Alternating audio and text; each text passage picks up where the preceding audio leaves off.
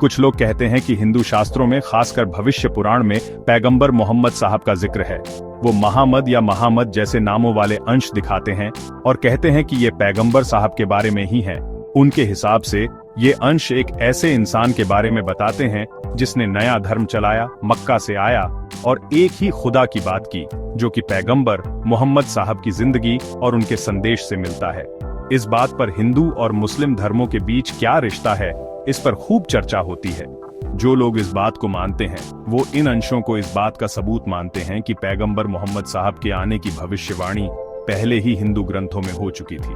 उनका कहना है कि ये बातें इस्लाम को हिंदू धर्म के दायरे में सही ठहराती हैं और दोनों धर्मों के बीच एक साझा विरासत और समझ को बढ़ावा देती है। लेकिन हर कोई इस बात से सहमत नहीं है और इसे इस्लामी और हिंदू धर्म के नजरिए से ध्यान से समझने की जरूरत है। इस्लाम में कुरान और हदीस सबसे जरूरी किताबें हैं। कुरान साफ साफ कहता है कि पैगंबर मोहम्मद पूरी दुनिया के लिए आखिरी पैगंबर है। हालांकि कुरान ये भी कहता है कि अल्लाह ने हर कौम में पैगंबर भेजे, लेकिन ये साफ साफ नहीं कहता कि हिंदू शास्त्रों में या किसी और धर्म की किताबों में उनके बारे में लिखा है। इसी तरह हदीस में तौरात और इंजील जैसी पुरानी किताबों में पैगंबर मोहम्मद साहब के बारे में भविष्यवाणियों का जिक्र है, लेकिन हिंदू ग्रंथों का जिक्र नहीं है। इस्लामी विद्वान इस दावे को लेकर बहुत सावधान हैं कि हिंदू शास्त्रों में पैगंबर मोहम्मद का जिक्र है। वो कहते हैं कि धार्मिक ज्ञान के लिए कुरान और हदीस पर ही भरोसा करना चाहिए। कुछ विद्वान भविष्य पुराण की असलियत और उसके लिखे जाने के समय को लेकर सवाल उठाते हैं, खासकर ये कि बाद में इसमें कुछ और जोड़ा गया होगा जिससे उसकी असली बातें बदल गई होंगी। वो कहते हैं कि किसी भी किताब को समझने के लिए सही तरीके से इतिहास और उसके शब्दों का अध्ययन करना जरूरी है ताकि गलतफहमी ना हो।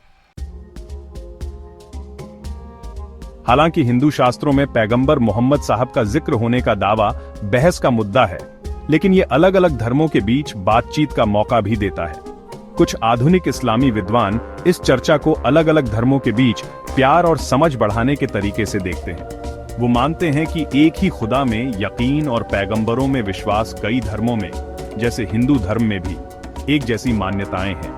इन समानताओं को पहचानने से समुदायों के बीच आपसी सम्मान और कदर बढ़ सकती है। लेकिन ये विद्वान ये भी कहते हैं कि इस तरह की बातों का इस्तेमाल करके एक धर्म को दूसरे से बड़ा बताना गलत है। इसके बजाय वो साझा मूल्यों पर ध्यान देने और सम्मानजनक बातचीत करने की सलाह देते हैं ताकि गलतफहमियां दूर हों और समुदायों के बीच संबंध मजबूत हों।